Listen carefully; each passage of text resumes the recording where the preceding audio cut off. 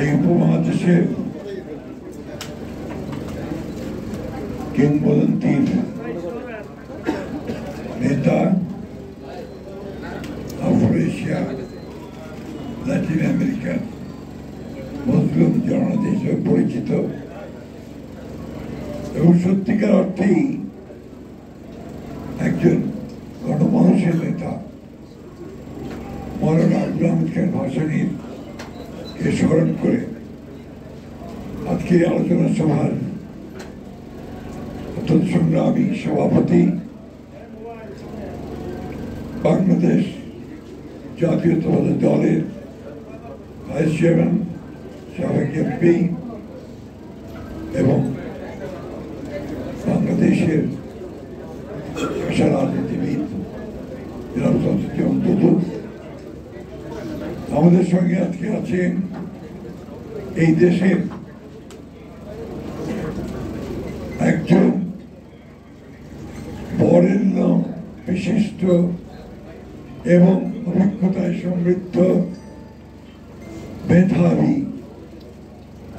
ব্যক্তিত্ব, যিনি একাধারে একজন অত্যন্ত মেধাবী ছাত্র ছিলেন, যিনি একাধারে একজন অত্যন্ত সফল শিক্ষক ছিলেন এবং একজন বিপ্লবী রাজনীতিবিদ ছিলেন, অর্থনীতিবিদ। এখন যিনি আমাদেরকে তার অভিজ্ঞতা দিয়ে সমৃদ্ধ করছেন, প্রফেসর মাহমুদুল্লাহ, ডক্টর মাহমুদুল্লাহ। এখানে উপস্থিত আমাদের আরেকজন নেতা, বিএনপির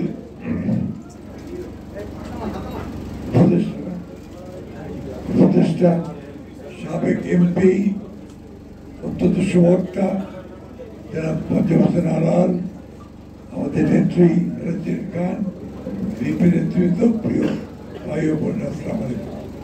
আমার গলার আওয়াজ শুনে বুঝতে পারছি যে আমি সুস্থ না, আমি কথা বেশি বলতে পারবো না। আমি খুব অল্প কথায় আমার বক্তব্য শেষ করব। মৌলানা আব্দুল হামিদ খান ভাসানী এই উপমহাদেশের ব্যতিক্রমী রাজনীতিবিদ ছিলেন। মাহমুদুল্লাহ ভাই খুব পরিষ্কার করে দীর্ঘ আলোচনা না হলেও তিনি তার জীবনের বিশেষ সবগুলো স্তর বর্ণনা করে এমন একজন রাজনীতিবিদ যিনি নিজের সুখ, নিজের বৃত্ত, নিজের সম্পদ তৈরির কথা কখনো জীবনে চিন্তা করেন। আপনারা যদি কখনো সন্তোষে গিয়ে থাকেন, টাঙ্গাইলের সন্তোষে, তাহলে এখন সেই ঘরটা আছে, সেখানে যে ঘরে তিনি থাকতেন, সে ঘরটি ছিল একটা বাঁশের তৈরি করা, চাটাই দিয়ে, অর্থাৎ বিছানা ছিল একটা কাঠের, আমরা যাকে বলি চৌকি,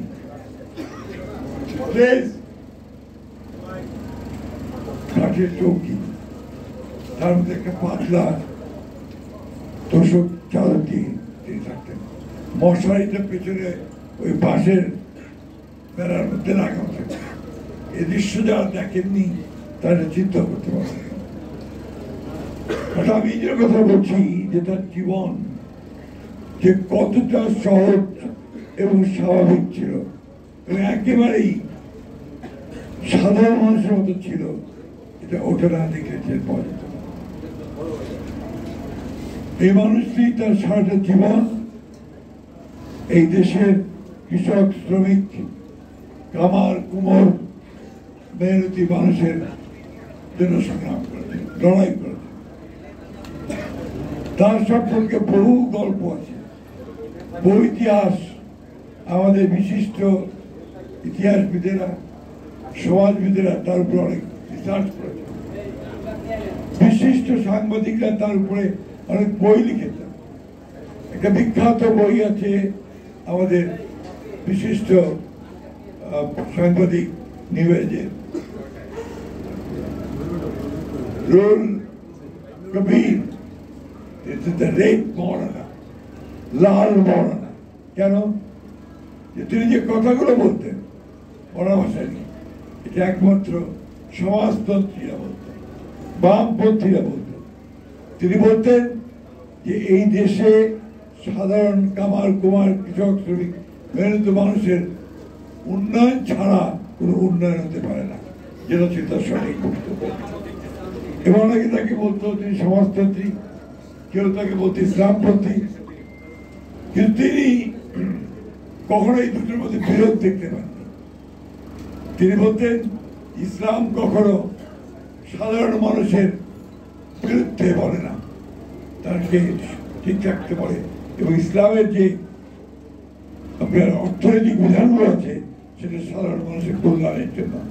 ঠিক একইভাবে সমাজতন্ত্রে সাধারণ মানুষের কল্যাণের জন্যই তার সমস্ত নীতিবিধানগুলো ছিল। এই জন্য তিনি বলতেন ধর্ম কর্ম সমাজতন্ত্র। আরেকটা কথা বলতেন, মাওলানা ভাই খুব ভালো জানেন, অত্যন্ত ঘনিষ্ঠভাবে মৌলানা ভাসানীর সঙ্গে ছিলেন, জয়েন্ট সেক্রেটারি ছিলেন, তাই না? একেবারে কাছের মানুষ ছিলেন। এই মানুষটিকে যত দেখাতে যেত, যত কাছে যাওয়া যেত, ততই অভিভূত বিস্মিত হতে হতো যে একটা মানুষ কিভাবে তার সমস্ত জীবনটাকে রাজনীতির জন্য, মানুষের জন্য, সাধারণ মানুষের কল্যাণের জন্য নিয়োগ করতে পারে। হামিদ খাসেনি শুনেছেন ইতিমধ্যেই, তিনটে জেনারেশন আমাদের ব্রিটিশ ভারত, পাকিস্তান এবং বাংলাদেশ, এই তিনটি সময় তিনি কিন্তু যতদিন বেঁচে ছিলেন প্রচন্ড দাপটের সঙ্গে তার অস্তিত্ব প্রমাণ করেছেন।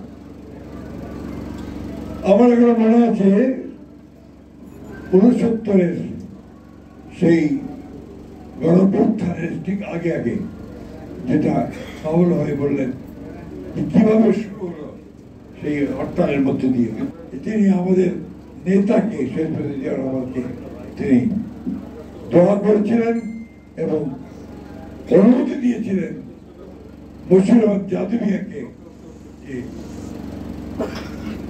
জিয়াউর রহমানের সঙ্গে একসাথে কাজ করা, যে কারণে পরবর্তীকালে বশির আহমদ জাদুমিয়া সাহেব ন্যাপকে নিয়ে বিএনপির সঙ্গে মার্চ করে গিয়েছিলেন, একখানে হয়েছিলেন। আজকে যে বিএনপিতে দেখবেন যে একটু বয়স্ক যারা আছেন বেশিরভাগই কিন্তু সেই ন্যাপ থেকে আসা মানুষ, মার্চ করে গিয়েছিল। এই যে দায়গুলো, এই দায়গুলো আমাদের স্বীকার করা উচিত। আমাদের মৌলানা আব্দুল হামিদ খানের ভাষায় বই পড়া উচিত, তার জীবনী পড়া উচিত, ও তাকে আমাদের ফলো করা উচিত। বন্ধুগণ, আমরা সেটা করি না, আমরা আজকাল কেউ পড়ি না, পড়াশোনা তো বাড়তি দিয়েছে। এই একটা মোবাইল সেট আছে, এটার মধ্যে যত রকমের ফেসবুক আর যেটা করতে থাকি, আর কোনো কিছু দেখার আমাদের দায় আমাদের কাছে নাই। এবং সেই জন্যই আজকে বাংলাদেশের রাজনীতি একটা বিভ্রান্ত অবস্থার মধ্যে চলে যাচ্ছে, কনফিউজ পলিটিক্স। এমন এমন জিনিস এসে ঢুকছে যেটা বাংলাদেশের মানুষ চিন্তাই করতে পারে না, যেটা বাংলাদেশের সোল নয়, আত্মা নয়। আজকে দুর্ভাগ্যক্রমে এই বর্তমান সময়টা অত্যন্ত একটা জটিল সংকটের সমাবেশিত হয়েছে। অনেক আশা আকাঙ্ক্ষা ভরসা নিয়ে আমরা 16 বছর লড়াই করেছি ফ্যাসিবাদের বিরুদ্ধে, বিএনপি লড়াই করেছে। আমাদের অসংখ্য নেতা কর্মী আমাদের গ্রেপ্তার হয়েছে, মিথ্যা মামলা হয়েছে, নিহত হয়েছে, শহীদ হয়েছে। আমরা আজকে ছাত্র জনতার একটা অভ্যুত্থানের মধ্যে দিয়ে 24-এর জুলাই যে আন্দোলন শুরু হয়েছে, 5ই আগস্টে যার শেষ হয়েছে শেখ হাসিনার এই দেশ থেকে চলে যাওয়া নিয়ে, সেই অবস্থাটাকে, মানুষের সেই আকাঙ্ক্ষাটাকে, মানুষের চাওয়াটাকে কিন্তু আমরা সঠিকভাবে ধরতে পারছি না। আজকে এই সরকার, অন্তর্বর্তীকালীন সরকার, আমাদের সকলের সমর্থনে তারা এসছে, চেষ্টা করেছে যে রাজনৈতিক কাঠামোটাকে একটা জায়গায় নিয়ে আসা, কিন্তু সেটা কতদূর জনগণের আশা আকাঙ্ক্ষার সঙ্গে তার সামঞ্জস্য থাকছে সেটা কিন্তু এখনো বলার সময় আছে। আমরা বারবার বলেছি যে নির্বাচনই হচ্ছে একমাত্র পথ যা দিয়ে একটা ট্রানজিশন টু ডেমোক্রেসি, গণতন্ত্রে আমরা যেতে পারবো এবং জনগণের আকাঙ্ক্ষাকে সেখানে আমরা প্রতিফলিত করার চেষ্টা করতে পারবো। যাই হোক, অনেকটা ভ্রান্তি অনেক হতাশা এবং অনিশ্চয়তার মধ্যে দিয়েও কিন্তু এই নির্বাচনের এখন একটা সম্ভাবনা দেখা দিয়েছে যে 26 ফেব্রুয়ারি মাসে এই নির্বাচন অনুষ্ঠিত হবে।